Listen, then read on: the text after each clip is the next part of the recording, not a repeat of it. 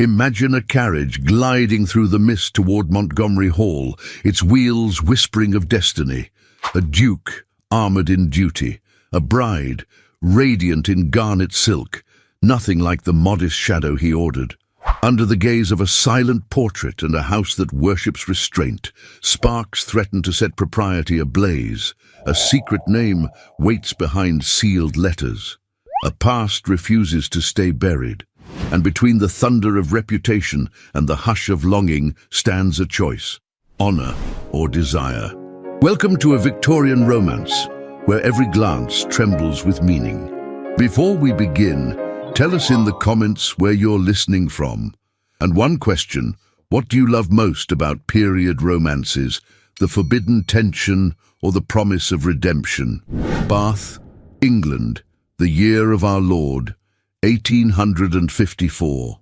The wind that curled along the hedgerows of Montgomery Hall was crisp with the fragrance of lavender and old stone, as if the house itself exhaled centuries of restraint and remembrance. The gravel path that led to the grand portico had been freshly swept. Each window pane gleamed like polished crystal, and the brass knocker upon the heavy oak door bore the crest of the Montgomery name, untarnished by time, untouched by sentiment. At precisely 3:30, the carriage arrived. It was not the modest coach the housekeeper, Mrs. Beadle, had expected. Instead, a lacquered black landau with gold-trimmed wheels came to a halt before the steps, drawn by 4 immaculate bays whose bridles shone like mirrors. A footman, liveried in deep burgundy, dismounted swiftly to open the door. And then the new Duchess descended. Lucinda Tremaine placed one gloved hand upon the edge of the door and stepped down without haste, her figure revealed in full for the first time. She wore a gown of garnet silk, so richly dyed it seemed to catch the last flickers of autumn sunlight like a flame held in fabric. The bodice clung perfectly to her slender waist, and the pagoda sleeves, edged in black chantilly lace, fluttered slightly as she adjusted the drape of her shawl. Upon her head rested a velvet bonnet, trimmed with silk roses the color of dried wine, from beneath which curled tendrils of auburn hair peeked out like whispers of rebellion. She did not smile. She did not need to. Her hazel eyes, luminous and unreadable, scanned the towering facade of Montgomery Hall with the air of a woman who had walked into many rooms where she was not welcome and learned to survive each one. From the high windows, servants watched in silence.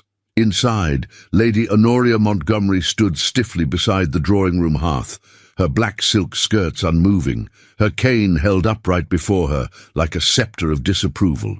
"She's too exotic," the dowager murmured, lips pinched. "This is Bath, not Vienna." From the vestibule, Mrs. Beadle approached, keys clinking faintly at her side. She curtsied. "Your Grace," she said, her voice steady. Lucinda nodded once. "Mrs. Beadle," she replied with perfect calm, her voice low and melodic, touched by something foreign. Continental, perhaps, but unmistakably ladylike. A pause. Then, with an elegant sweep of her gloved hand, Lucinda lifted the hem of her gown and ascended the steps, entering Montgomery Hall not as a bride trembling before her future, but as a duchess, assuming her place. She was 28. And she had come not to be tamed, but to endure. The house, though grand in structure, was silent as a mausoleum. The air carried the scent of beeswax and discipline. Heavy tapestries muffled the sound of her footsteps. The walls bore portraits of ancestors in powdered wigs and scarlet uniforms, solemn men, hollow-eyed women. None smiled. She was shown to her chamber, a suite on the east wing, reserved for the Duchess of Montgomery. The same rooms once occupied by the late wife. Lucinda noticed the faint dust upon the mantel, the untouched candlesticks, the air heavy with old perfume. She removed her gloves with care and stood before the tall mirror. The reflection met her gaze without flinching. Later that evening, dinner was served with precision. 3 courses, no conversation. The Duke sat at the opposite end of the long mahogany table. Alistair Montgomery was as still as the marble busts in the corridor, his black frock coat moulded to his tall frame. his posture unbending. His deep-set grey eyes studied the flame of the candelabra, not the woman before him. He did not ask about her journey. He did not compliment her appearance. Lucinda, unbothered, sipped her soup. Lady Honoria arrived late. Her cane tapped sharply with every step, as if marking time against the flow of grace. She greeted Lucinda with a glance and took her seat beside her son.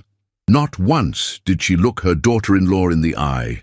After the plates were cleared and the silence had been sufficiently maintained, Lucinda excused herself.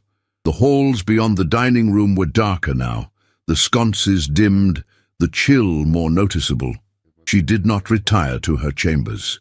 Instead, she took a shawl and slipped through the servants' passage into the gardens, unseen by all but the moonlight. The roses had withered in the early frost, and the fountain in the center basin had been drained. She walked with her head high, the gravel crunching beneath her steps, the weight of silence pressing against her thoughts. That was when she heard them. Voices, low and urgent, carried by the wind through an open window above. She paused in the shadows beneath the library terrace, her heart suddenly still. It was Alistair. I did not marry for affection, Beadle, and I do not intend to feel it again. Not after what it cost me last time. The housekeeper's voice answered, hushed but maternal. She is not the past, Your Grace. She is here now, and she has done nothing wrong. She is poised, perfectly poised. Too much so. I cannot tell where the mask ends. A pause. Then, duty is enough. It must be enough. Lucinda turned slowly, retreating from the window before the tears could rise. She would not cry, not here, not for a man who had already declared his affections forbidden ground.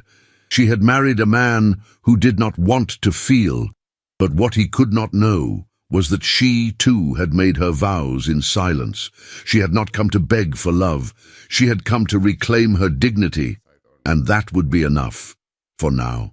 The sun rose slowly over Montgomery Hall, gilding the frost-dusted gardens in shades of silver and bone. The windows of the east wing caught the light first, casting a glow upon the pale drapes of the Duchess's chambers. Lucinda Tremaine, now Lucinda Montgomery, stood before the tall mirror, brushing a final curl into place. Her gown was a soft dove grey, modest in cut but impeccable in detail. Silk-covered buttons, lace cuffs from Brussels, and a high neckline framed by a small cameo pinned at her throat. It was a gown meant not to dazzle, but to reassure. She knew the morning would demand precisely that. As she descended the grand staircase, her gloved hand trailing lightly along the polished banister, she heard no sounds of conversation. No clinking of porcelain, no footsteps from the servants. The hush of the house felt deliberate, like a breath being held too long.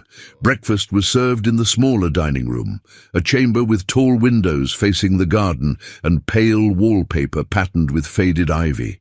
A fire smouldered in the hearth, casting warmth that did not reach the walls, but it was the portrait above the mantel that stole Lucinda's breath.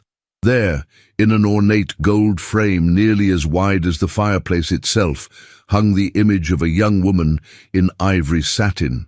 Her face was delicate, almost translucent in its paleness, with soft golden hair coiled at her nape and pale blue eyes fixed forever on something beyond the canvas. She held a single lily in her hand. Her mouth was unsmiling, though not cold. It was the expression of a woman waiting for something she knew would never come. Lucinda stood for a moment too long. She was 24 when it was painted, came a voice from behind. Lucinda turned. Alistair stood in the doorway, his dark coat perfectly buttoned, his silver pocket watch gleaming against his waistcoat. He did not offer a greeting. She died shortly after, he added, his tone neither bitter nor warm, simply factual. Lucinda lowered her gaze. She was beautiful. She was, he agreed, then moved past her to take his seat at the end of the table. The silence returned as the meal began. Toast, eggs, tea, each item placed before her with precision by a footman who refused to meet her eyes. Lucinda sipped her tea and felt the weight of the portrait pressing into the back of her skull, as though the young woman was still watching, even from the grave. After the dishes were cleared, Lady Honoria entered. Today she wore grey with black jet buttons, her mourning softened but not abandoned. Her cane clicked once against the floor, her expression unreadable. "Good morning, Your Grace," Lucinda offered with quiet grace. "Let us not pretend it is," Lady Honoria replied, sitting down as though the very air displeased her. "You are here. That is enough." Lucinda did not flinch. The morning passed in a series of obligations: a tour of the East Wing, polite inquiries from the staff, the recitation of the week's menu by Mrs. Beadle. By midday, Lucinda had memorized the location of every room except for one. A tall door at the end of the West Wing corridor, set apart from the others, framed in darker wood. It was locked. Later, while walking through the kitchens to observe preparations for the evening meal, Lucinda turned to Mrs. Beadle with calm curiosity. "There's a room near the West Terrace," she said. "It seems unused." The housekeeper paused in her task of folding a linen napkin. "The music room, Your Grace. It has not been opened in some time." Lucinda tilted her head. "Why?" Mrs. Beadle hesitated, then straightened her spine. "It belonged to the late Duchess. She played. His Grace has not wished it reopened since her passing." That evening Lucinda retired early, or so the household believed. Her gown changed for a simple house robe in cream. Her hair loosened from its pins, she slipped from her room and moved silently down the darkened halls. She carried a single candlestick. At the West Wing the corridor was colder, the windows uncurtained. The door stood at the far end, like a sealed memory. She tried the knob, locked as expected, but beside the door, tucked into a low drawer of the sideboard, she found a ring of brass keys. They were tarnished, unused. Her fingers trembled slightly as she tested each one, until the sixth gave a low, reluctant click. The door creaked open. The music room was blanketed in silence and dust. White sheets covered the furniture like mourning veils. The pianoforte stood in the center of the room, elegant and untouched. A single cracked window let in a line of moonlight that fell across the keys. Lucinda entered slowly, her slippers silent on the worn carpet. She set the candlestick down and pulled the sheet from the instrument with both hands, revealing polished mahogany dulled by time. She did not sit immediately. Her fingers hovered above the keys, then withdrew. She inhaled. And then, with the grace of someone who had not forgotten, only hidden, Lucinda sat and placed her hands upon the piano. She played a Viennese waltz, soft, wistful, barely above a whisper, a melody of drifting snow and candlelight, of longing without name. Her shoulders remained still, her face calm, but her eyes shimmered with an ache unspoken. The last note faded into silence. Only then did she feel it, that subtle shift in air, the presence behind her. She turned. Alistair stood in the doorway.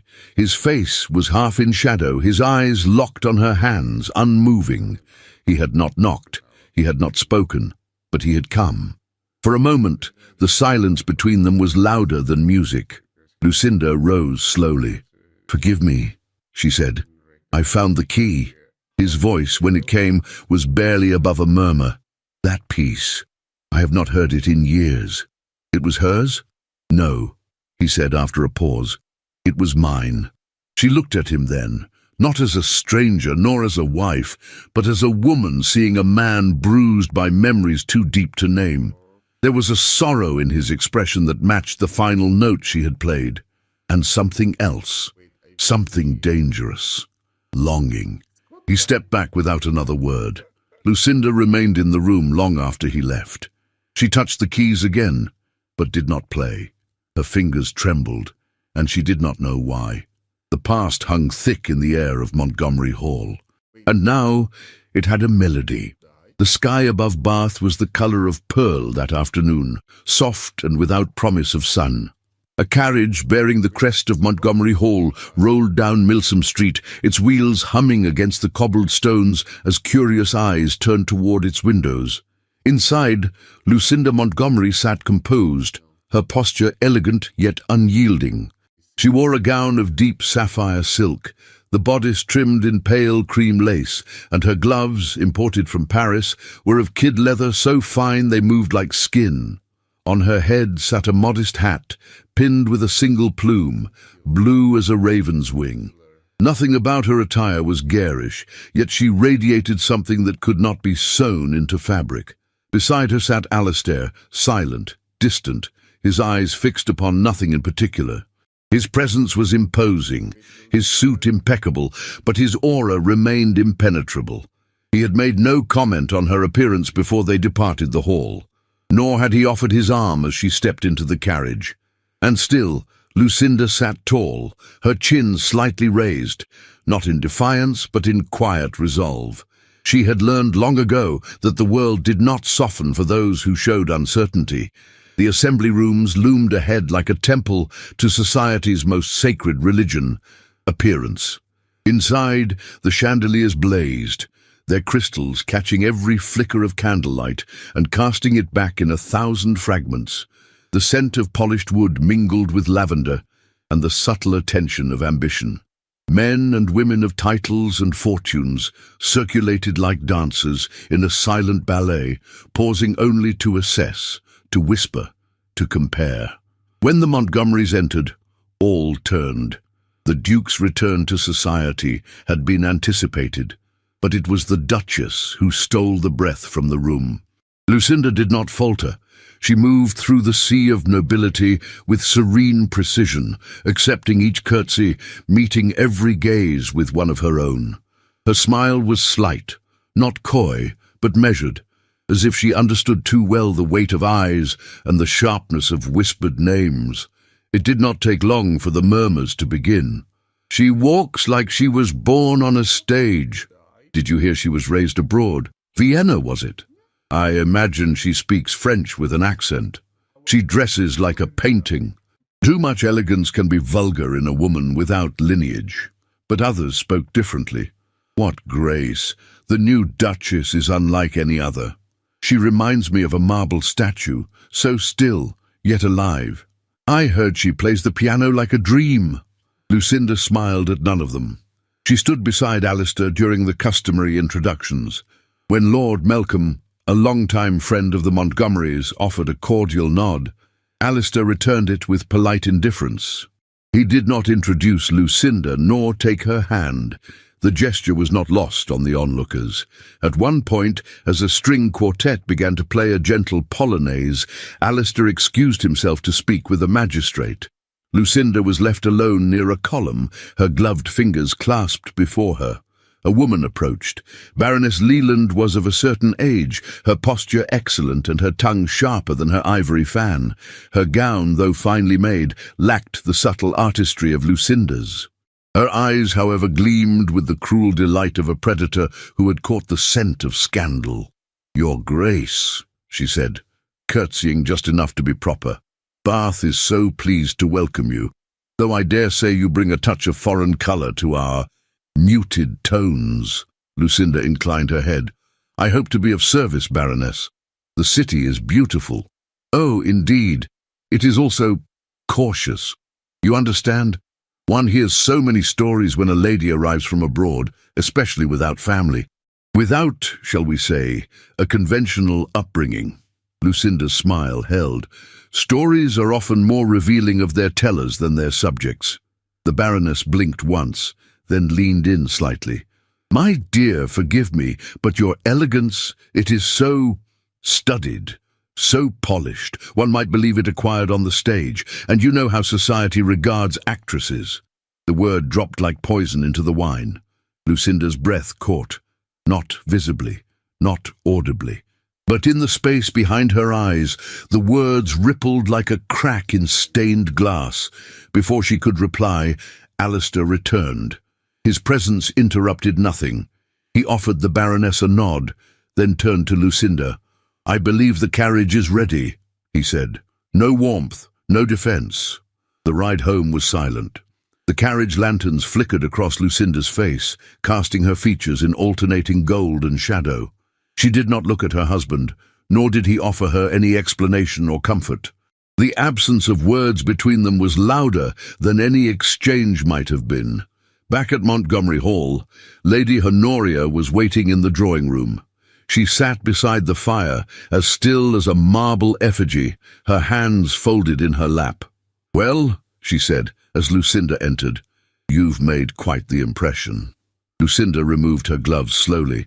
"I'm told impressions matter here." "They do. And yours is complicated." Lucinda's gaze remained calm. "Because I speak French, or because I wear silk from Vienna?" "No," Honoria said, rising with the help of her cane, "because you've given them cause to speak your name, and you are not yet strong enough to survive their judgments. I suggest you become invisible. It is safer." Lucinda turned toward the door. "That has never been my strength." That night, alone in her chamber, she opened the drawer of her writing desk. From within it, she drew a letter, sealed in red wax, marked with a crest not English but Austrian. Her hand hesitated. The letter had arrived with her luggage. She had kept it hidden, unopened, unread, not because she feared its contents, but because it was the last tether to a life she had buried beneath layers of silk, courtesy, and silence. With deliberate care, she lit the fireplace. Then, lifting the letter in both hands, she held it above the flame. The wax melted first, then the paper caught with a sighing crackle. The scent of ink and parchment filled the air. She did not cry. She did not look away. But her hand trembled as the last corner blackened and disappeared into ash. Outside her window, the city of Bath slept beneath a veil of fog. Inside Montgomery Hall, the new Duchess stood alone, bathed in firelight, cloaked in memory, and watched always by the portrait of a woman who had died without ever being truly seen. Lucinda did not speak, but in the stillness of that hour, her silence was a vow. The storm came without warning. At first it was only a murmur on the horizon, a low growl swallowed by the hush of late afternoon. But as twilight settled over Montgomery Hall, the skies darkened with brooding clouds, and the wind began to stir the hedges like a restless hand shaking the corners of the world. By the hour of supper, rain was pelting the tall windows with urgent fingers, and thunder rolled across the hills like distant drums of war. The evening meal had been hastily adjusted. The guests who had been invited from the neighboring estate sent regrets. Their carriage turned back by the rising waters along the river path. Lady Honoria had retreated early to her chambers with a headache, real or convenient. Lucinda could not tell. What remained was a table set for two in the smaller dining room. White linens, crystal goblets, and the soft flicker of candlelight against the polished silver. Lucinda stood by the hearth, gazing into the fire as a servant poured wine into her glass. Her gown was a muted shade of violet, soft and sombre, with sheer sleeves that whispered as she moved. Her hair was pinned high but imperfectly, as if she had no patience that night for symmetry.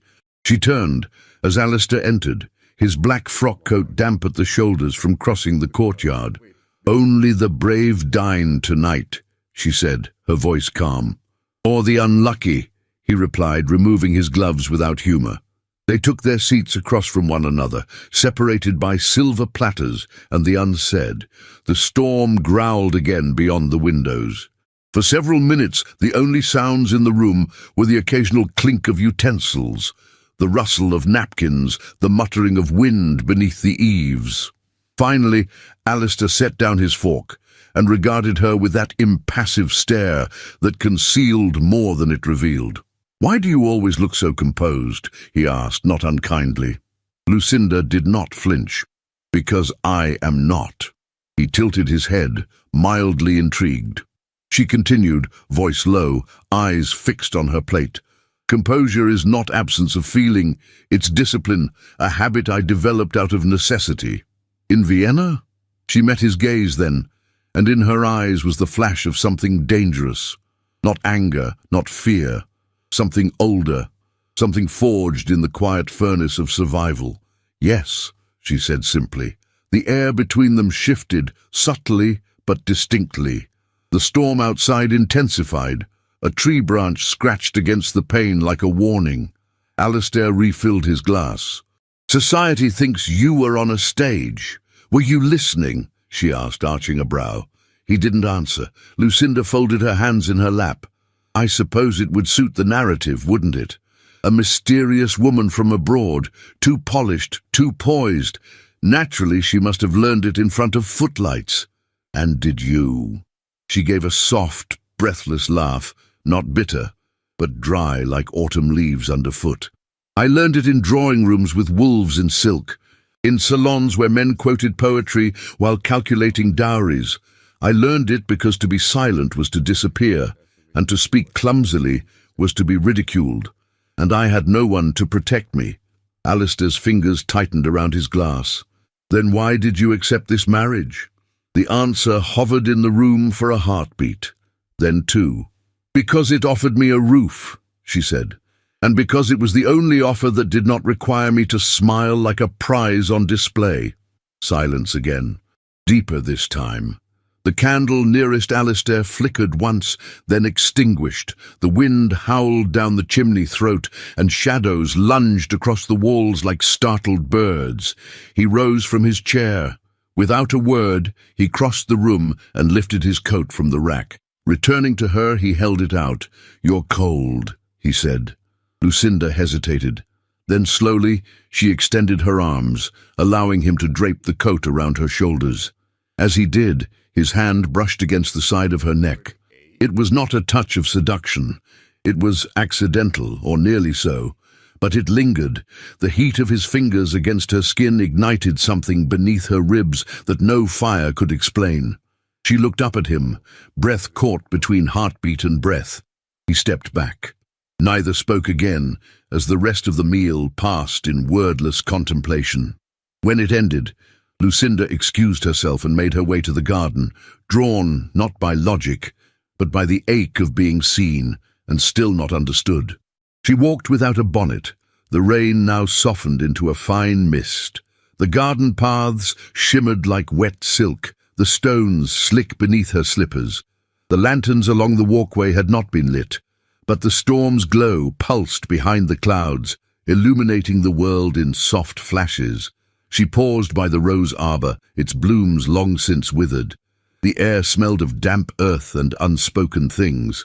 Footsteps approached. Heavy, sure, not Alistair. "Evening, your grace," came the gravelly voice of Mr. Griffith. Lucinda turned. The head gardener stood beneath the arch of a bent tree, his cap soaked through, hands clasped behind his back. "You shouldn't be out in this, sir," she said. "I've weathered worse," he replied. Then, after a pause, he added, "I saw you at the assembly rooms. You held yourself like royalty." Lucinda tilted her head. "But I'm not. That's what makes it admirable." She offered a faint smile. "Is that what you came to tell me?" Mr. Griffith looked down at the path. "No, ma'am." The storm rumbled distantly. He lifted his gaze to hers. "Not all roots grow clean around here." Lucinda's breath caught. "I don't understand." "You will," he said, and turned to leave. "Just mind what you water." She watched him disappear into the shadows, her heart heavy with questions. Behind her, the hall loomed like a sleeping beast, majestic, silent, watching. She turned back toward the house, drawing Alistair's coat tighter around her shoulders. It still carried the faint scent of him, cedar, parchment, and something darker, something unknowable. As the rain thickened and the wind sang through the hedges, Lucinda stepped through the threshold once more. But the warmth of the house could not reach the place inside her that had begun to stir. A fire had been lit beneath the frost, and it would not easily go out. Morning at Montgomery Hall unfolded with the cold precision of a finely tuned instrument. The frost had crept silently across the window panes overnight, lace-like patterns etched by nature's invisible hand. Servants moved through the corridors in hushed tones, careful not to disturb the quiet tension that had settled over the house since the storm. The chimneys smoked dutifully, but the heat they offered seemed reluctant to reach the marrow of those who lived within. In the drawing room, the fire had been lit early.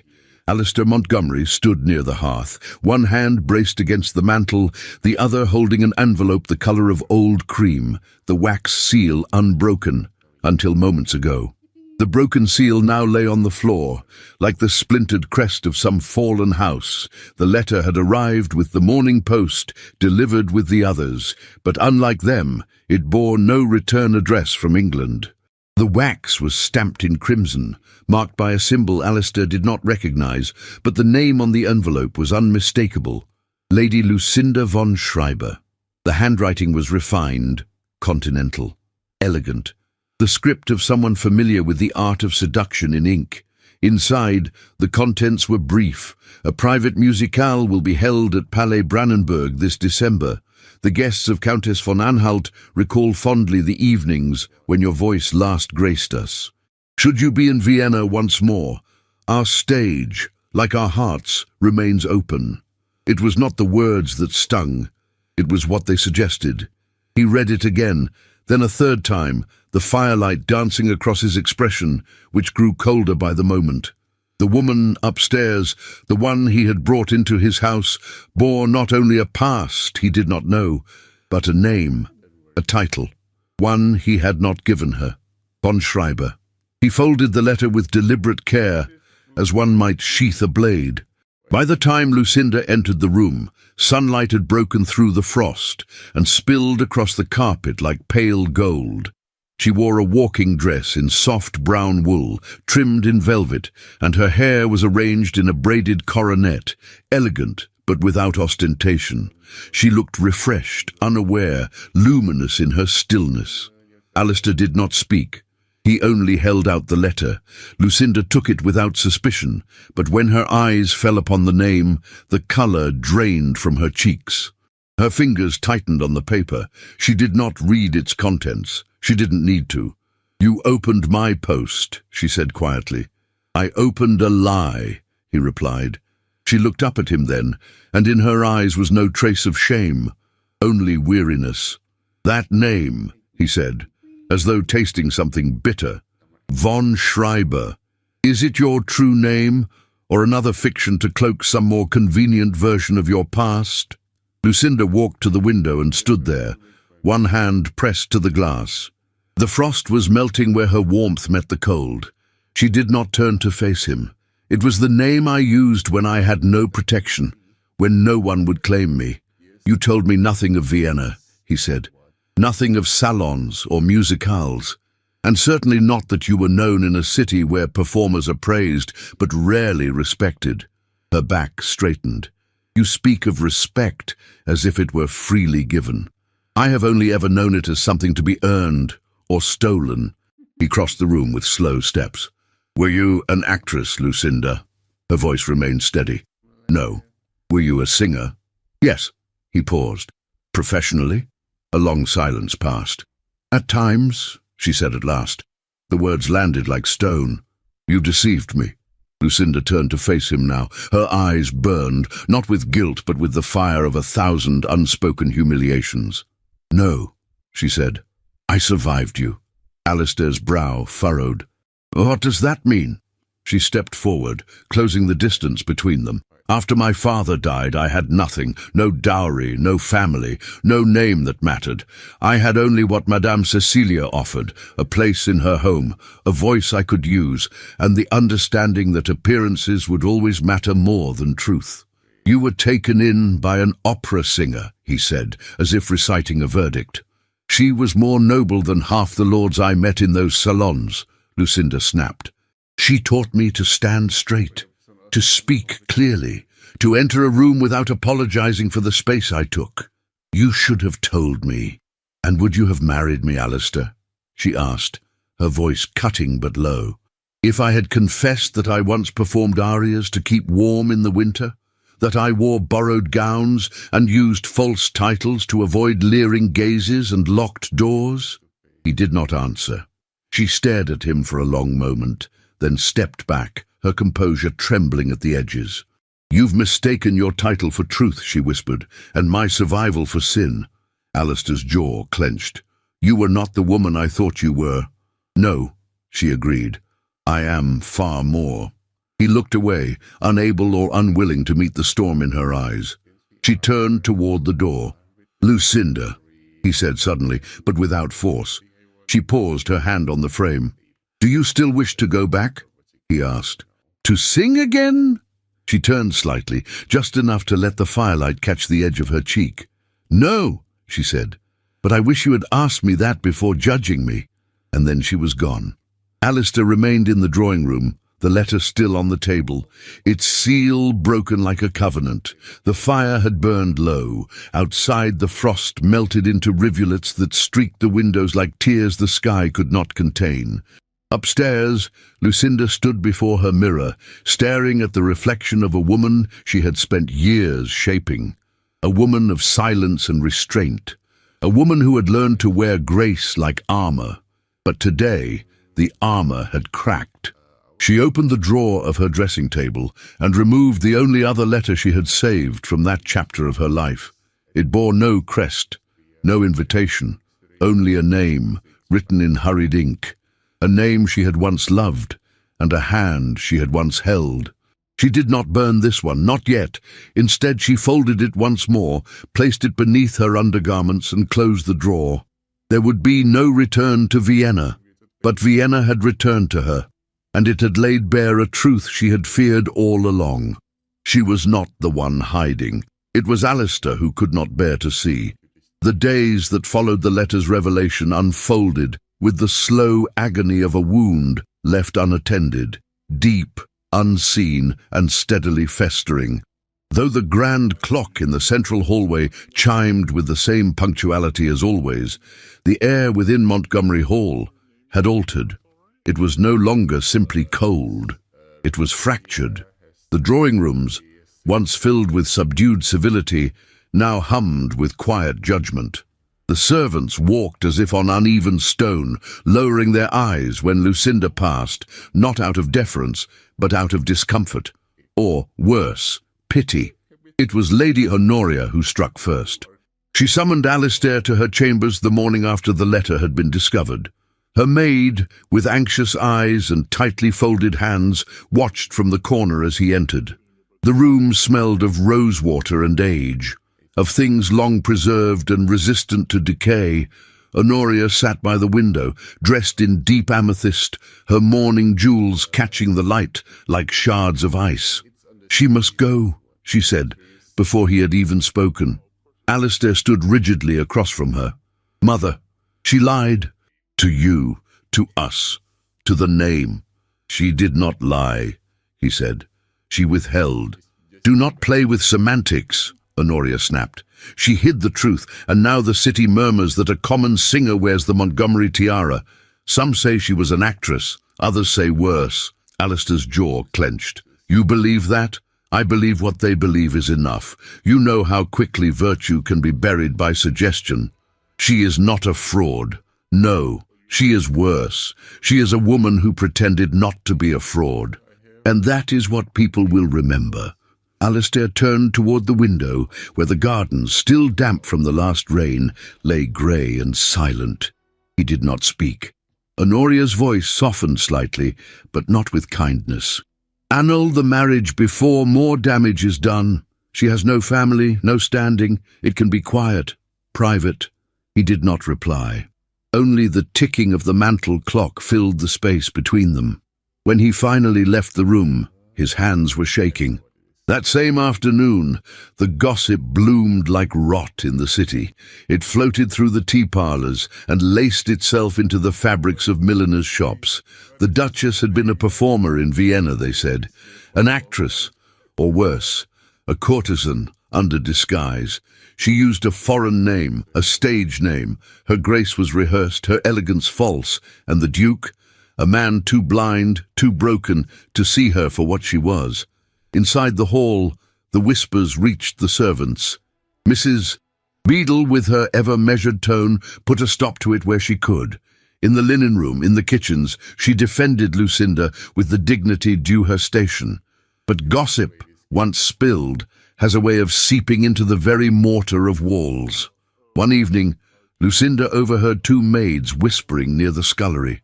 "She walks like she's still on stage," one said. "I'd wager she knows how to play more than just the piano." The other giggled, only to fall silent when Mrs. Beadle's shadow passed behind them. But worse than whispers was betrayal. A week later, Mr. Griffith discovered something unsettling. A letter, misaddressed, badly folded, had been dropped in the garden, half buried in wet leaves. The handwriting was familiar, too familiar. It belonged to Mabel, one of the younger maids. She had been writing to the Granvilles, a family whose eldest son had once pursued Alistair's hand for his sister, bitter rivals.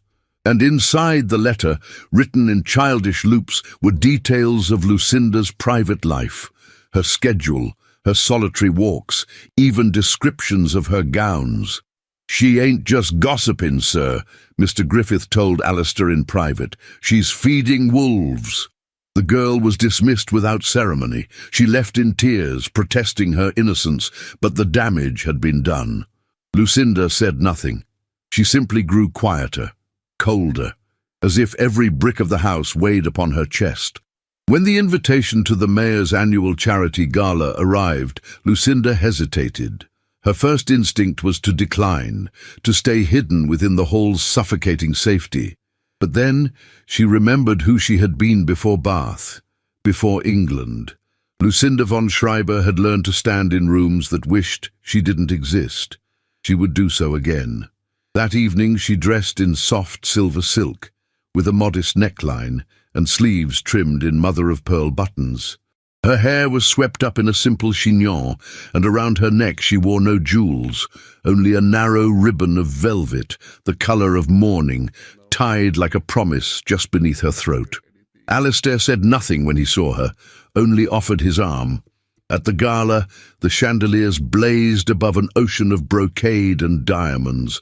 The music played, laughter rose, and the walls echoed with the chatter of those pretending not to watch. Lucinda moved with practiced grace, but the air felt different. She felt it first when she approached the mayor's wife, a plump, powdered woman in purple lace. Lucinda curtsied. "Madam," the mayor's wife looked at her, slowly, pointedly, and stepped back, lifting her fan. "I believe we've not been properly introduced," she said with a smile as brittle as bone. Lucinda remained composed. "Indeed, I am Lucinda Montgomery." A pause. Then, delicately, "Oh, the Duchess." Of course. She did not extend her hand. The refusal struck harder than a slap. Lucinda straightened, her breath shallow. Around her, others pretended not to notice, but their silence betrayed them. She searched the room for Alistair. He stood across the ballroom, engaged in quiet conversation with two magistrates. He had seen everything, and he did nothing. That night, back at Montgomery Hall, Lucinda removed her gloves with trembling fingers. She passed through the corridors like a ghost, her slippers silent on the rugs. The house was asleep, or pretending to be. She found herself at the music room. The key still sat in the drawer beside the door. She took it and entered. The pianoforte waited in the shadows. She lit no candle. Only the moonlight guided her hands to the keys. She played Chopin, a nocturne, one of morning and storm. Her fingers moved with exquisite precision, but her heart frayed with every note. It was not performance. It was confession. Tears fell, but not for Vienna, not for scandal, for the silence of a man who had once touched her neck as if she were porcelain, and then left her to shatter. In the corridor outside, Alistair stood still. He had followed the music. He did not enter, did not speak. He only stood, unseen, as her sobs mingled with the melody, and then quietly he wept, without knowing why, only that something was breaking, and it sounded like Chopin. The first light of morning stretched across the eastern sky like a slow sigh, barely piercing the heavy mist that clung to the gardens of Montgomery Hall. The earth, still damp from the night's frost, exhaled a faint perfume of moss and wilted roses. their petals browned at the edges, bowed under the weight of autumn's final breath. A quiet stillness wrapped the grounds, interrupted only by the soft scraping of a trowel against soil and the whisper of fabric brushing against stone. Lucinda knelt by the rose bushes beneath the old arbor, her gloves soiled, her skirt damp at the hem. She had risen before the sun, restless, drawn not by duty nor decorum, but by something quieter and far more desperate, the need to feel something alive beneath her hands. The roses, once vibrant, now clung to brittle stems, their leaves curled inward as if in shame. She did not speak to them. She only worked. The shawl around her shoulders was loosely knotted, her hair unpinned beneath a bonnet that had seen better days. She had not dressed for display, but for truth. And in that hour, stripped of silk and candlelight, she looked younger and older, all at once. The wind stirred strands of hair across her cheek as she pressed her fingers into the earth and whispered to the roots as if they could hear her. Behind her, the soft crunch of footsteps on gravel. She did not turn. "You're up early," came his voice, low, rough with sleep or restraint. Lucinda looked over her shoulder. Alistair stood at the edge of the garden path, his coat unbuttoned, collar open, the wool of his trousers already stained from the walk. He looked like a man who had not slept, or perhaps had chosen not to. In his eyes, no trace of the title he wore, only a quiet disarray. A man without armor. "I couldn't sleep," she said. He nodded once, then stepped forward and without ceremony lowered himself beside her in the mud. She blinked, surprised, but said nothing as he removed his gloves and reached out to brush dead petals from a thorny stem. For a long moment, they worked in silence, two souls bent over something dying, trying to salvage what little life remained. When he finally spoke, his voice was so quiet it nearly vanished beneath the rustle of branches. "I never wanted to marry again." Lucinda paused, her hand still on the root of the bush. She did not look at him. "I know. I thought I could choose someone silent, elegant, uncomplicated." His breath caught. "You were none of those things." Now she turned, slowly, her eyes unreadable. Alistair stared down at his muddied hands. "My first wife. She never loved me. She loved a man without title, without expectations. But she married me because her family demanded it, because the match was prestigious, because it was what noble daughters are trained to do." Lucinda inhaled softly, her heart knocking against the cage of her ribs. "She became sick within a year," he continued. "Consumption. It took her slowly. She spent her final months in that room above the drawing room, beneath the portrait. She asked me once, just once, to let her go, to free her from her vow." He looked up then, his eyes shadowed but no longer cold. "I didn't. I held her to it. I told myself it was duty, but it was fear. I was terrified that if I let her go, I'd have to face the fact that I was never chosen, that no one had ever chosen me. Not truly." Lucinda said nothing. Her gloves were stained with soil, her breath shallow. The wind tugged at the edges of her shawl. "I married you expecting silence," he said, "but you filled this house with color, with breath, with defiance."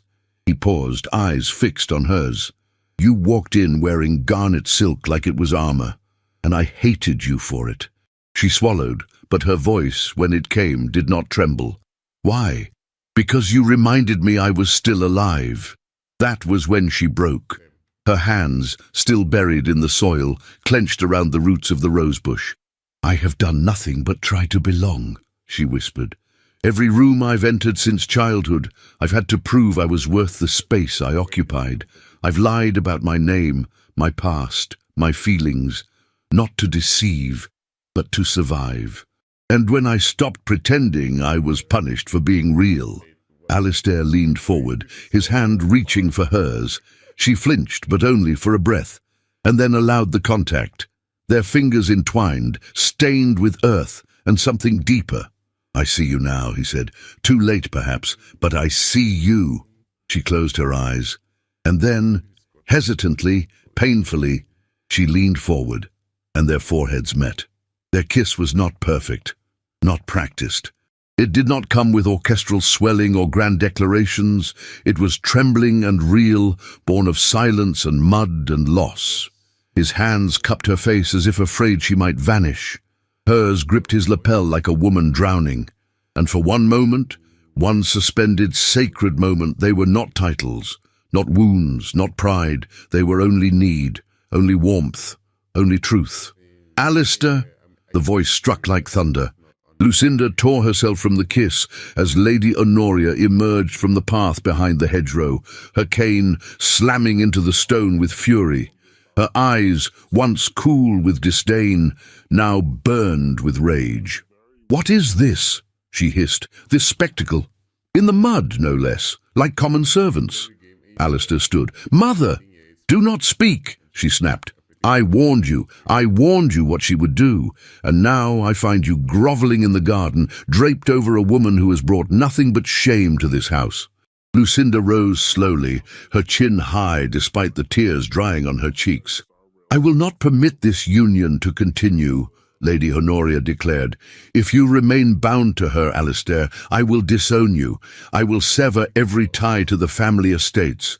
I will cut your funds, your land, your title. What I gave, I can take away." Lucinda stepped forward, her voice quiet but steady. "Then do it." Both Montgomerys turned to her. "If what you gave was so easily taken," she said, her eyes glistening, "then it was never truly yours to give." Lady Honoria's breath caught, but Lucinda did not wait for more. She turned, walked past the frost-bitten roses, past the man who had finally spoken the truth, past the woman who never would, and disappeared into the mist of morning. Alistair remained in the garden, alone with the soil and the silence. But something in him had broken open, and he could not go back. The storm arrived with no warning. Rain fell in sheets against the windows of Montgomery Hall, tracing slow, mournful lines across the glass, as if the sky itself had taken to weeping. The wind howled through the chimneys and rattled the shutters like the restless breath of a house caught between decisions. In the Duchess's chamber, Lucinda stood before an open trunk, her hands carefully folding the last of her gowns. She moved in silence, her expression unreadable, her shoulders drawn, as if bracing for the weight of something far heavier than her belongings. The wardrobe hung open behind her. The scent of lavender sachets and old rosewood lingered in the air. Her gloves were neatly stacked, her slippers wrapped in linen. A single ribbon, midnight blue and frayed at the edges, remained in her palm for a moment longer than necessary before she placed it gently atop her silk shawl. The room had never truly belonged to her, and yet every corner now echoed with her absence before she had even stepped away.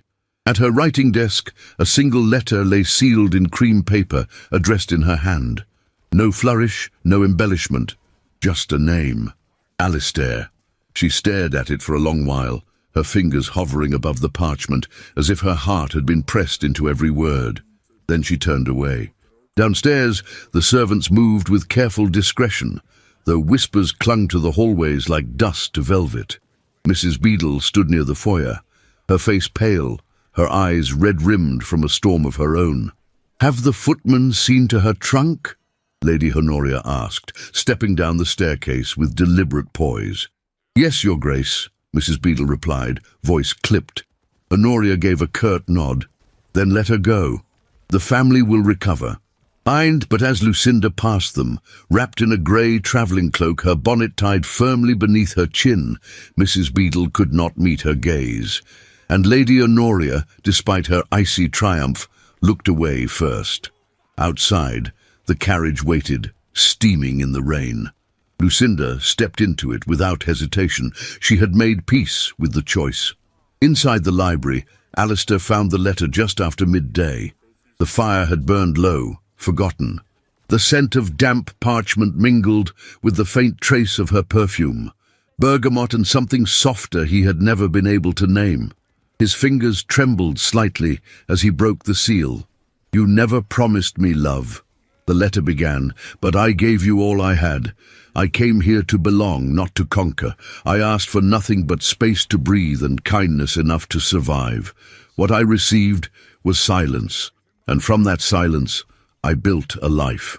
Not the one I dreamed of, but the one I was given.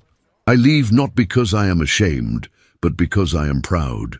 Proud enough to know that love cannot be begged for, proud enough to refuse to stand between a man and his mother, proud enough to go without being chased.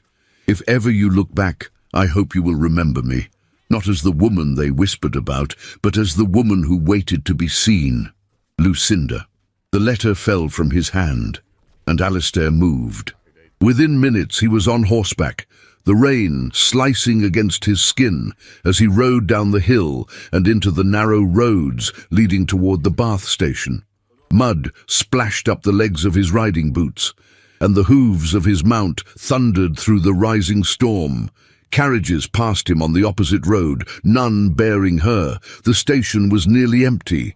The last stagecoach to London had left 15 minutes prior.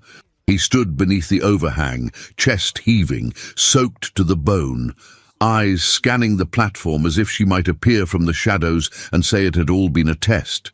But she did not. Rain poured from the brim of his hat, and still he did not move. Not until he remembered, not until the memory of her, seated among the Roman colonnades, her voice calm, her gaze steady as she stood beside him in a city of strangers, returned with the force of lightning behind his ribs. He turned his horse. The Roman baths had always been a place of ghosts, of echoes, of history carved in stone. And there she was. Lucinda sat alone beneath the shelter of the ancient colonnade, her cloak wrapped tightly around her, her bonnet discarded beside her. Her face was turned toward the steam rising from the waters, and in the haze of the rain and mist, she looked like something half-remembered from a dream, unreal and yet more vivid than ever before. She heard the hooves first, and then the breath of the horse as Alistair dismounted. She did not stand, she did not look up. He crossed the slippery stone carefully, each step deliberate, each breath held as though he feared the weight of his own voice might shatter the spell between them. "I went to the station," he said at last. "I didn't take the coach," she replied softly. "Why?" She turned her face toward him. Raindrops clung to her lashes like crystal beads, and her cheeks were flushed not with cold, but with restraint. "Because I didn't want to be chased," she said. "I wanted to be chosen." Alistair stepped closer. "I was late, but I see you now." Her chin quivered. "Do you?" "I see the woman who survived what others would have surrendered to. The woman who walked into my house like a storm dressed in silk. The woman who challenged me, defied me, and gave me back the breath I didn't know I'd been holding for years." Lucinda's lips parted, but no words came. "I don't fear your past," he whispered. "I fear losing your future." She stared at him, her eyes wide, raw, as if the very air between them had been cut open. "I don't fear shame anymore," she said. "I've lived with it too long. What I fear is loving a man who won't fight for me, who won't lift his voice when I'm dragged through the mud, who'll watch me burn and call it duty." Alistair reached for her hands, soaked and trembling. He held them gently, but with resolve. "I didn't know how," he said. "Until now." Rain poured around them, pounding against the stone, but they stood as if untouched by the storm. "I will fight for you, Lucinda. I will choose you. In every room, in every battle, I will not be silent again." And then he kissed her. In the rain, in the mist, beneath the ghosts of ancient walls, he kissed her, not with ceremony or control, but with the weight of every word he had never said. Her hands clutched the fabric of his coat, and in that kiss the storm began to still. They had not found peace, but they had found each other, and for Lucinda Montgomery that was a beginning worth everything. The morning sun did little to warm the stone facade of St. Edmund's Cathedral, where icicles clung like fragile daggers to its arches. Inside, the winter service had ended, but murmurs lingered among the congregants, their voices laced with judgment, pity, and speculation. Bath had always been a city of whispers, and now the whispers carried the name Montgomery like frost on glass. thin, brittle, and ready to shatter. Lady Honoria Montgomery stood beneath the vaulted ceiling, facing the bishop with a spine rigid as carved marble. The air between them was cold, though not from the season. The bishop, a man of strict conviction, had not smiled once since his arrival. "Your son's indiscretions have brought shame upon a lineage once revered," he said, voice echoing against the choir loft. "To accept a woman of uncertain past as duchess, an actress no less, what example does that set for our flock?" Honoria, ever the sentinel of propriety, drew herself taller, but her colour waned. "It was not my doing," she replied, though her tone cracked faintly at the edges. "I advised against it." The bishop's silence was heavier than his words. Moments later, as she turned to leave, her steps faltered. A sudden pallor drained her face, and her gloved hand clutched at the edge of a pew.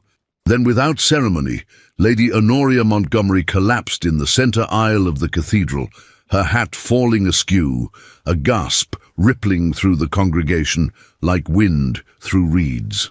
By midday, the dowager was back at Montgomery Hall, confined to her bed beneath an embroidered canopy of ivory silk. The household stood on edge. The doctor, summoned at once, murmured terms like nervous exhaustion and strain upon the heart. Lucinda stood at the threshold of the dowager's chambers, hesitant, one gloved hand resting on the doorframe. It had been hours since the fall, and the halls outside the room were unnaturally silent. She expected to be turned away. Instead, Mrs. Beadle opened the door wider and gave a small, urging nod. Within the room, heavy drapes softened the winter light. A single fire cracked in the hearth, its glow touching the carved posts of the canopy bed, where Lady Honoria lay propped by pillows. Her silver hair, once so carefully arranged, now hung in loose wisps against her temples. "Come in," the dowager said, her voice gravel-soft, stripped of its usual steel. Lucinda stepped closer, the hem of her day gown whispering across the Aubusson rug. She did not bow, nor speak, but her eyes met Honoria's with a quiet fortitude. "I've wronged you," the older woman said, surprising them both. "Not just you, him, most of all." Lucinda remained silent, letting the words find their way through the frailty. "Alistair's first wife," Honoria continued, "was never what society needed her to be. She had a warmth I feared would embarrass the name. When she begged to leave him, I refused her. I made her stay. I told her a Montgomery woman does not walk away." Her fingers clutched at the embroidered bedspread. "She died in this house," she whispered, "but I killed her spirit long before that. I thought I was protecting him." Lucinda stepped to the side of the bed, her hands folded over her skirts. "I see now," Honoria continued, blinking against the pressure behind her eyes, "that I was preserving stone while the heart withered." Lucinda's voice, when it came, was soft and unflinching. "You feared the world's judgment more than your own son's happiness." "Yes," Honoria nodded once, tremulously. "And yet you who have given him a reason to feel again, I have treated you with disdain." A silence bloomed between them, delicate as snow. "I do not ask for your forgiveness," Honoria said. "I've not earned it." Lucinda sat at the edge of the bed, her hand resting lightly atop the dowager's. "Forgiveness is not earned. It is given when there is nothing left to fight for but peace." Lady Honoria's fingers curled around hers. Her next words trembled from the depth of her throat. "Look after him. He's more fragile than he pretends, and you, my daughter, are stronger than I ever knew." Lucinda's lips parted in disbelief, but Honoria's hand tightened as if to anchor the truth of the moment. From the corridor, Alistair watched in stillness, unseen, a shadow across the threshold, a son who had long mourned a mother who never mourned with him. Now he turned away, not out of indifference, but to carry out the final task that would free them both. Later that afternoon, under grey skies and the scent of impending snow, Alistair strode into the Bath City Council chambers. He wore a charcoal frock coat and carried no emblem of nobility save the resolve in his eyes. The councilman, Landed gentry, clerks, merchants, and magistrates turned at his entrance. Some looked surprised, others whispered behind gloved hands. At the head of the table, the town magistrate, Lord Hewitt, adjusted his spectacles and cleared his throat. "To what do we owe the honour, Your Grace?" he asked.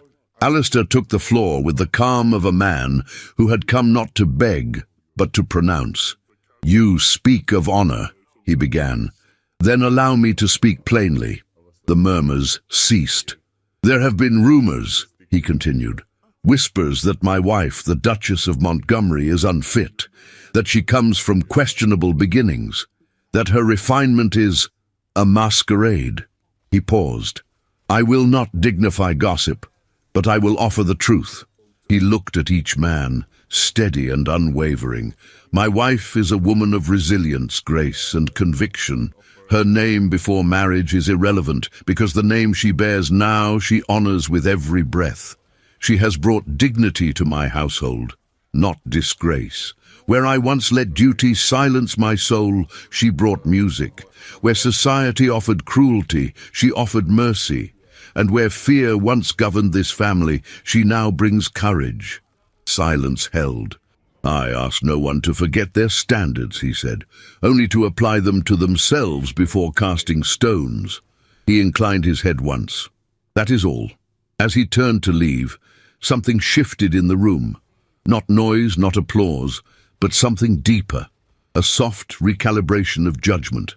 The magistrate rose to his feet. Others followed one by one, in an unspoken gesture not of submission, but of respect. By evening, the first notes of this declaration echoed beyond the walls. The tide had begun to turn. At Montgomery Hall, the news arrived before Alistair did. Mrs. Beadle brought the word to Lucinda, who stood on the balcony above the courtyard, arms wrapped in a wool shawl, the frost kissing her cheeks. "He spoke of you as a man in love," the housekeeper whispered. Lucinda turned toward the wind, eyes shining with something too complex for a single name. And in the warmth of the dowager's chambers, where winter light touched silver hair and softened wrinkles long defined by pride, Lady Honoria Montgomery smiled faintly in her sleep, finally at peace. Winter had descended upon Bath with regal stillness. Snow fell in soft drifts, settling atop iron gates and garden statuary like lace laid gently by a careful hand. The trees of Montgomery Hall stood cloaked in white, their bare limbs silhouetted against the grey sky. Icicles glistened along the eaves, and the long drive leading to the great house was hushed, the crunch of hooves and carriage wheels absorbed by the snow's thick embrace. Inside the manor, however, there was a quiet hum of life, subdued yet purposeful. The household moved with unusual grace. Footmen carried polished trays up the stairwells. Maids bustled through corridors bearing armfuls of linens and evergreen garlands. Candles were trimmed. Silver was buffed to mirror finish. The grand chandelier in the central hall had been lowered for cleaning, and now sparkled like captured starlight. A musicale was to be held, Montgomery Hall's first in nearly a decade. But more than a soiree, it was a resurrection, a reclamation, an unveiling of truth, not in words, but in harmony. Lucinda stood before the arched windows of her bedchamber, her hands clasped before her waist. The pale morning light haloed her silhouette, casting her reflection against the frosted glass. Her gown, tailored in Paris and sent in secret weeks prior, hung waiting behind her, a whisper of elegance in pearl grey silk, the colour of fog kissed by moonlight. Its sleeves were long, trimmed with lace from Calais. The bodice hugged her form with quiet sophistication. It was a dress neither ostentatious nor demure, only utterly hers. She turned from the window as the door opened behind her. Mrs. Beadle entered with reverence, carrying a velvet case. Inside lay the diamond and pearl necklace that had belonged to Alistair's grandmother, untouched for years. "The Duke asked that you wear it," she said, her voice hushed. "He said it is yours now." Lucinda's breath caught, not for the value of the gift, but for its meaning. She reached for the necklace slowly, the coolness of the gems tingling against her fingertips. "As Mrs. Beadle fastened the clasp at her nape. Lucinda looked once more at her reflection, not to inspect her appearance, but to steady herself. In the hours before dusk, the carriages arrived. Sleighs with crested panels, broughams and barouches pulled into the courtyard, their lanterns aglow, their occupants cloaked in furs and silks. Guests of prominence and pedigree stepped down onto the salted stones, greeted by footmen in livery and the soft strains of a chamber trio echoing from within. The grand entrance had been transformed. Garlands of holly and ivy crowned the archways. Candles floated in crystal holders, suspended from the ceiling like stars. The scent of mulled wine mingled with pine, cinnamon, and old wood, polished to perfection. But it was the music room that drew the greatest attention. For nearly 10 years, the room had remained locked, sealed by silence and shadow. It had once been the private domain of the late Duchess. Few had entered since her passing. Many believed it would remain forever shut, a shrine to grief, a tomb to sound. Now, as the doors opened to reveal its rebirth, the guests gasped in collective awe. The room glowed. Amber light radiated from chandeliers and sconces newly restored. The walnut floors gleamed. The long-forgotten pianoforte stood unveiled at the center, freshly tuned, its curves polished to reflect every flame. The scent of beeswax and pine mingled with fresh air from windows cracked open just enough to invite the cold. Lucinda waited at the edge of the threshold, her gloved hands trembling around the folded sheet of parchment, her original composition. She had not titled it. There were no words sufficient to describe what it was. It was not an ode to grief or defiance. It was not an elegy to survival. It was simply hers. Alistair approached quietly, as he always did when his emotions were most visible. He wore black with a white cravat, the only embellishment a pocket square of garnet silk, echoing the dress she had worn on her first day at Montgomery Hall. He did not speak at once, only offered his arm. She accepted. Together, they crossed the room. The crowd parted respectfully. Some guests curtsied. Others watched in silence, as if afraid a sound might shatter the fragility of the moment. Lucinda sat before the pianoforte. Alistair stood behind her, one hand resting at the small of her back, not possessive but grounding, reassuring. She exhaled and played. The first note rang clear, soft as candlelight. Then came another and another. The melody unfolded like breath after long drowning, tentative, rising, defiant, tender. Her fingers moved not with flourish, but with devotion, as though every measure was a memory redeemed, every phrase a fragment of a self once hidden. The room faded. Only the music remained. When the final chord settled into the hush, no applause followed, not at first. The silence was reverent, a moment suspended in stillness. Then came a solitary clap from the magistrate, then another, and another, until the entire room stood in ovation, not only for her skill, but for the truth she had told through melody. Alistair stepped forward. "Ladies and gentlemen," he began, voice firm but gentle, "when I married, I expected silence. I sought a life of duty, order, and self-restraint. I did not ask for joy. I did not anticipate light." He looked down at Lucinda, who stood beside him now, breath still catching. "She gave me music." A soft murmur swept through the room, tears, nods, smiles breaking open like buds in spring. The orchestra struck a waltz. Alistair extended his hand. Lucinda placed hers in it, and they danced, not as symbols of title, not as pawns of society, but as two people who had endured, bled, and chosen to love anyway. Their steps were slow at first, measured, then freer. His hand guided her waist with reverence, her fingers laced with his at her shoulder.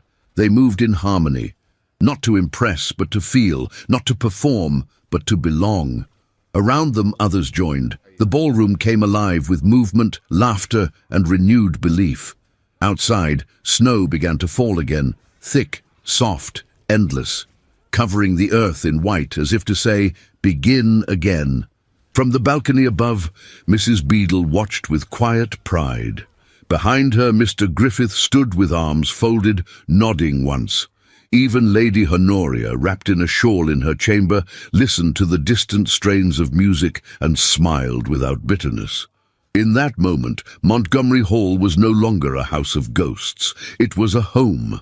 And in the warmth of the ballroom, beneath the golden light and the promise of winter's hush, Lucinda and Alistair found what they never dared to believe they could deserve. Not just love, but peace, and each other, forever.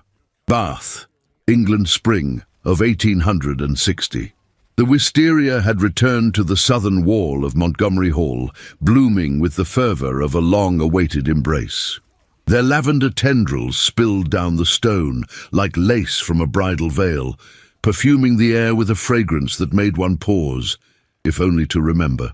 It was the 5th spring since the snow-covered night that had opened the music room's doors again. 5 years since love, long resisted, had finally been named aloud and met without fear.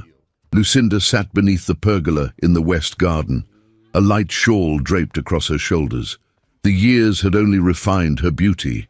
Her eyes, once guarded, now carried the softness of a woman who had built a life on her own terms, and had been loved for it.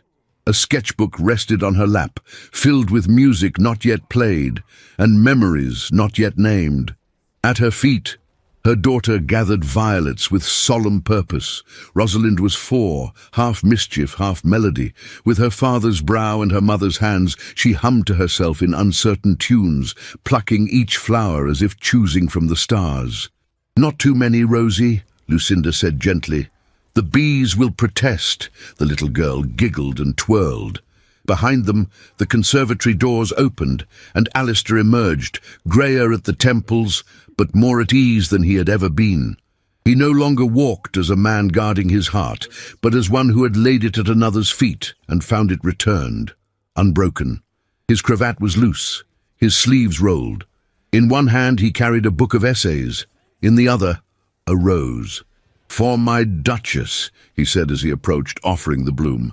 Lucinda accepted it with a smile that still made his breath catch. "How long do you suppose we'll keep pretending I am still the dazzling young woman who arrived in garnet silk?" she teased. "As long as I draw breath," he said simply. They sat side by side on the bench, Rosalind soon curling up between them with her wildflowers and mud-streaked boots. Alistair leaned down to kiss his daughter's hair, then rested his hand atop Lucinda's, their fingers intertwining in silent communion. The estate had changed, as had they. Mrs. Beadle now reigned as housekeeper emeritus, rarely seen without a knitting basket and a brandy for medicinal purposes. Mr. Griffith's roses had won second prize in the regional fair last summer, a result he declared a travesty and an insult to honest soil. Lady Honoria had passed 3 winters prior, her final days quieter than anyone had dared hope. In the end, it was Lucinda who had sat with her, reading psalms and placing snowdrops by her window. The dowager had gone into the next world, having reconciled with the one she'd tried to control. Her will left a modest trust for Rosalind's future and a music scholarship in Lucinda's name at the local conservatory. As for society, the gossips had moved on. A new scandal always replaced the old. But some hearts had not forgotten. The mayor's wife, whose rebuke had once humiliated Lucinda at the charity gala, now sent yearly invitations to host musicales together. Lucinda never accepted, but she always sent a thank-you note, written with grace, sharpened by memory. In town, they called her the Duchess who played Chopin barefoot once, though none could confirm the tale. She was both myth and woman, wife and mother, artist and survivor. And Alistair, he had stepped down from several public duties, choosing instead to fund arts programs for orphaned children and scholarships for young musicians. "All because," he once said in a public address, "I married a woman whose voice was louder than my silence." That afternoon, as golden light filtered through the trees and Rosalind dozed with her head on Lucinda's lap, Alistair turned to his wife with a quiet reverence. "I used to believe love was a fire that burned everything down," he murmured. Lucinda traced his hand with her fingertips. And now I know it's what rebuilds what we thought we'd lost forever. From inside the house, faint music floated out. The piano in the music room being played by a young pupil Lucinda had begun mentoring. It was not perfect. The notes stumbled, but it was honest and alive. Lucinda closed her eyes and leaned her head against Alistair's shoulder. The garden bloomed around them. The past no longer haunted, the future no longer frightened, and the present was enough, more than enough. The Duke and the woman he had never expected had not merely endured, they had prevailed. Together, always. If you've made it to this point in the story, you've witnessed something rare. Not just a love story, but a journey of healing, of rediscovery, of what it means to choose love, not once, but every single day. Lucinda and Alistair taught us that love doesn't always arrive the way we expect. Sometimes it walks through the door wearing garnet silk, holding pain behind a poised smile. Sometimes it's buried beneath pride, silence, and fear. And yet, when nurtured with truth, forgiveness, and courage, love grows into something unshakable, something worth fighting for. This was never just about a duchess or a duke. It was about second chances, about daring to be seen, about learning that your past does not define your worth, and that the most beautiful music often comes after the silence. We would love to hear what you felt as you followed their story. Tell us in the comments, what moment moved you most? And if you read this far, write the word music below so we know you were with us until the very last note. If this story touched you and you'd like to help us continue bringing these deeply emotional period romances to life, consider sending a super thanks in any amount that feels right for you.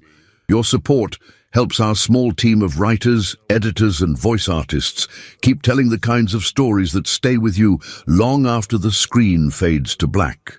And if supporting financially isn't possible right now, please know this: sharing this story with your friends, family, or on social media makes a tremendous difference.